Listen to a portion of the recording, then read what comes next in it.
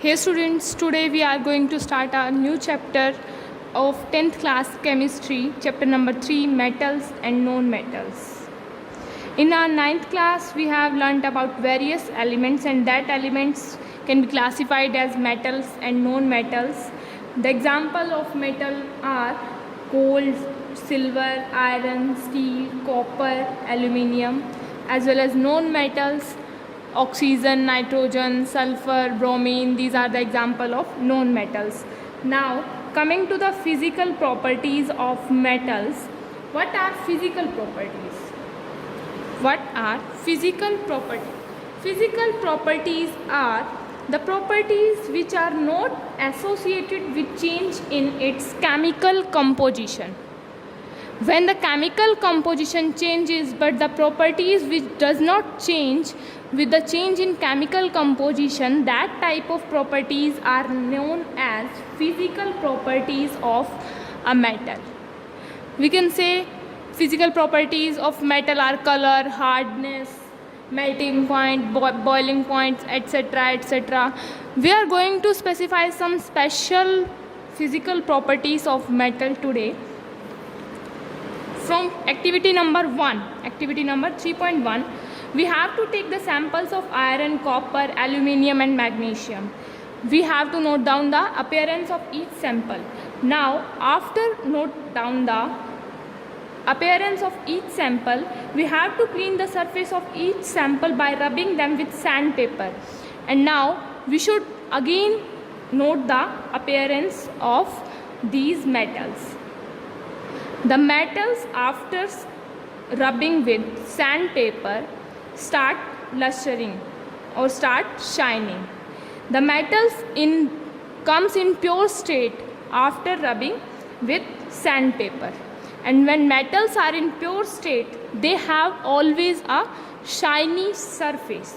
And this shining surface property is known as luster.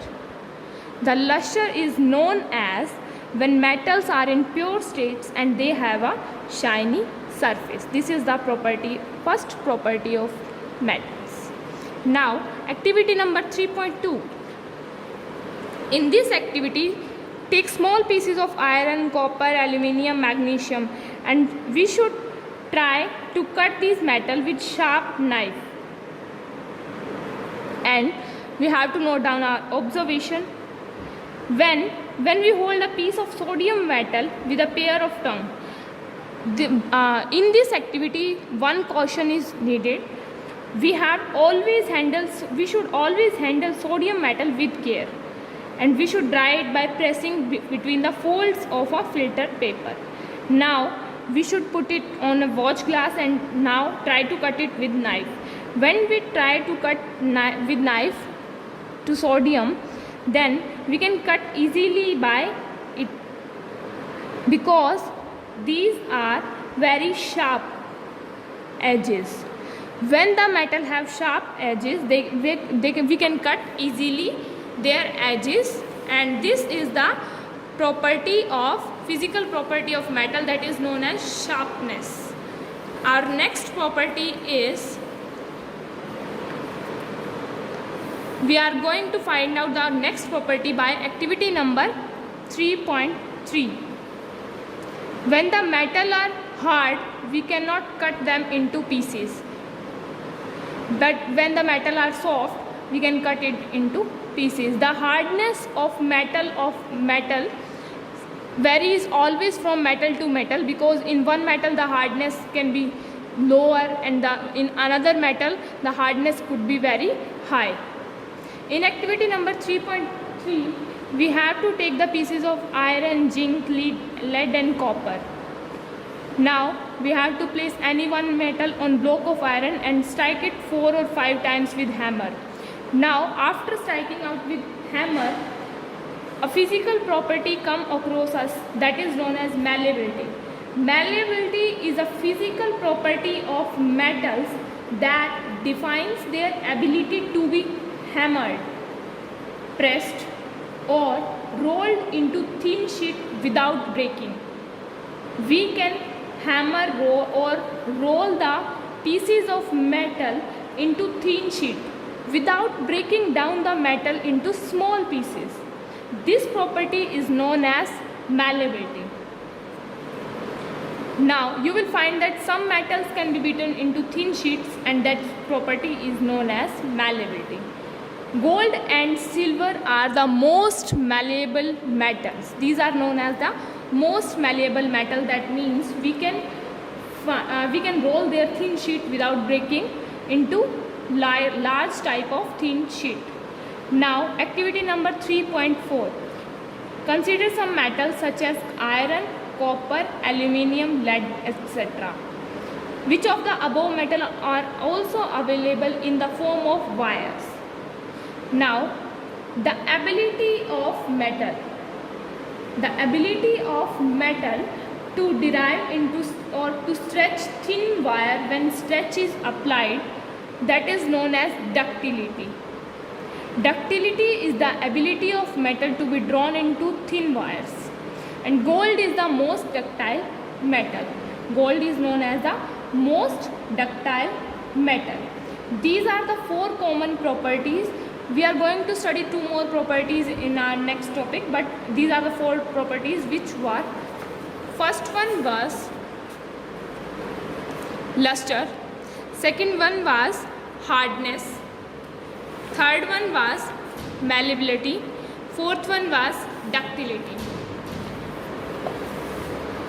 जो lustre था वो था हमारा कि मेटल्स कितनी चमकदार होती हैं, कितना शाइनी उनका सरफेस होता है, ये उनकी लस्टर की प्रॉपर्टी होती है. उनको हम काट सकते हैं या नहीं काट सकते हैं वो उनकी हार्डनेस पे डिपेंड करता है. ये उनकी सेकंड प्रॉपर्टी मानी जाती है. हार्डनेस जो होती है मेटल की वो उसकी सेकंड प्रॉपर्टी मानी जाती है. थर्ड प्रॉपर्टी जो हमने पढ़ी है वो होती है मैलेबिलिटी. उसको लंबी हम जब प्रेस करके या हैमर्स के द्वारा या रोल करके लंबी थीन शीट्स में जब हम उनको ड्रॉ कर लेते हैं मेटल्स को, जैसे कि आयरन को, जिंक को, लेड को, कॉपर को, जिसको हम ड्रॉ कर सकेंगे, जिसको हम थिन शीट में रोल कर सकेंगे, वो हमारे गोल्ड, सिल्वर, जैसे ये हमारे एग्जांपल हैं, ये सब हमारे मैलेबल होंगे. जिन मेटल्स को हम रोल नहीं कर पाएंगे, थिन शीट्स में नहीं बना पाएंगे, that metals are not known as malleable. They are not malleable. Ductility में हमारा आया था वो मेटल्स जिनको हम आयरन, कॉपर, एल्यूमिनियम, लेड, ये जितने भी मेटल्स थे जिनकी हम वायर्स बना सकते हैं, लंबी वायर्स बना के हम खींच सकते हैं, उनको ड्रॉन कर सकते हैं, उनको कहते हैं हम डक्टिलिटी. गोल्ड हमारा मोस्ट डक्टाइल मेटल माना गया है. अब हम पढ़ते हैं कि जो गोल्ड होता है, 1 ग्राम ऑफ गोल्ड से हम कितना बना सकते हैं, 2 किलोमीटर लेंथ की जो है एक वायर बना सकते हैं. क्यों बना सकते हैं? क्योंकि जो गोल्ड होता है वो मैलेबल भी मोस्ट होता है और डक्टाइल भी मोस्ट होता है. मेटल्स की मैलेबल और डक्टाइल होने की वजह से ही हम मेटल्स को बहुत डिफरेंट शेप्स दे सकते हैं जैसे कि हमारी ज़रूरत होती है. हम जैसे ग्रिल्स लगाना चाहते हैं आयरन की, हम अपनी ज्वेलरी में जो डिज़ाइन बनवाना चाहते हैं गोल्ड में, वो हम किस वजह से कर सकते हैं, डिफरेंट शेप किस वजह से दे सकते हैं, मैलेबली और डक्टाइल होने की वजह से. अब हम सब मेटल्स ऐसी होती हैं जिस जैसे कुकिंग वेसल बनाने में यूज़ होती हैं. कुछ ऐसी मेटल्स होती हैं, क्या आपको उन मेटल्स का नाम पता है? हम नेक्स्ट एक्टिविटी में वही पढ़ते हैं. और उसका भी एक प्रॉपर्टी होती है, जिसकी भी एक प्रॉपर्टी होती है, क्यों वो जो हमारे कुकिंग वेसल्स बनाने में क्यों काम आती हैं मेटल्स, ये उनकी एक प्रॉपर्टी की वजह से आती हैं. And that property is known as good conductor of heat. हमें एक एल्यूमिनियम या कॉपर वायर लेनी है, उस वायर को क्लैम्प करना है स्टैंड पे, एक पिन को फ्री एंड तक रखना है और वायर को वैक्स को यूज़ करके हम उस वायर को हीट करेंगे स्प्लिट लैम्प से.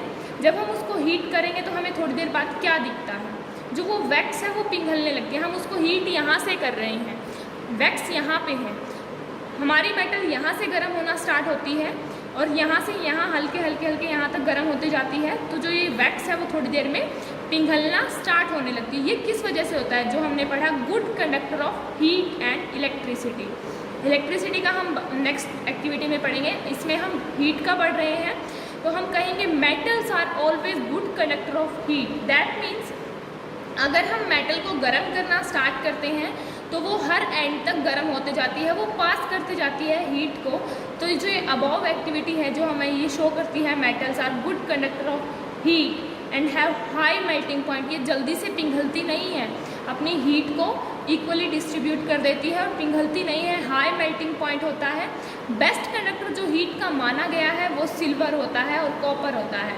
बट सिल्वर और कॉपर के जो है हम बर्तन नहीं बना सकते, because silver is very costly metal. जो हम सिल्वर जो हमारी होती है वो कॉस्टली मेटल होती है, और हमें जो वेसल्स होते हैं वो हमारे थोड़े सही लाइट जो रेट होते हैं ऐसे ही मेटल्स की बनानी पड़ती है। तो हम उनसे थोड़ा कम कंडक्टिविटी के मेटल्स को लेते हैं और उनसे ही हमारे जो है वेसल्स बनाते हैं। कुकिंग वेसल्स जो हमारे बनते हैं, इसी वजह से हम सिल्वर के या कॉपर के तो फिर भी बन सकते हैं, सिल्वर के हम बिल्कुल भी नहीं बनाते, बहुत ही कम। लेड और मरकरी जो होते हैं वो पुअर कंडक्टर ऑफ हीट होती हैं। लेड और मरकरी कभी भी हीट को ज़्यादा पास नहीं होने देते। अब do metals also conduct electricity? अब जैसे हीट को कंडक्ट करते हैं, क्या ऐसे ही सेम इलेक्ट्रिसिटी को भी कंडक्ट करते हैं? ये हम नेक्स्ट एक्टिविटी से पढ़ेंगे। एक्टिविटी नंबर 3.6 जिसमें दिखाता है गुड कंडक्टर ऑफ इलेक्ट्रिसिटी।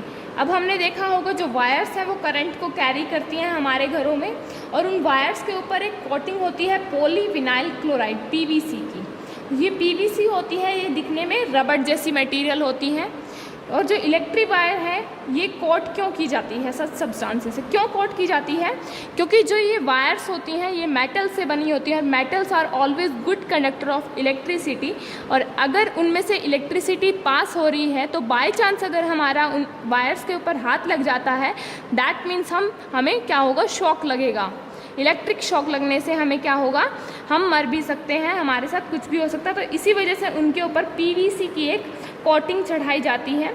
जब मेटल को हार्ड सरफेस से स्ट्राइक करते हैं तो वो एक साउंड प्रोड्यूस करते हैं। ये हमारी एक नेक्स्ट प्रॉपर्टी है मेटल्स की।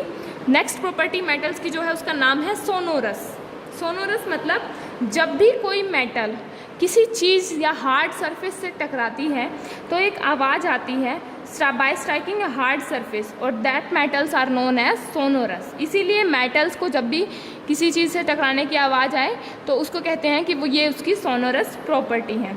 जो स्कूल बेल्स हैं वो इसीलिए मेटल्स की बनी होती हैं, क्योंकि जब हम उनको बजाते हैं तो पूरे स्कूल में आवाज़ जाए और बहुत ही तेज़ आवाज़ आए। हार्ड सरफेस से जब हम उनको बजाते हैं, स्ट्राइक करते हैं, तो उनकी आवाज़ बहुत तेज़ होती है, इसीलिए मेटल्स को कहा जाता है कि मेटल्स सोनोरस भी होते हैं। तो ये हमारी कुछ प्रॉपर्टीज़ थी मेटल्स की, जिसमें हमने पढ़ा lustre, hardness, malleability, ductility, good conductor of heat, good conductor of electricity, sonorous. So these were the properties of metal, and we have covered the page number 37 and 38. In our next video we are going to start our new topic, known metals. So thank you students for today.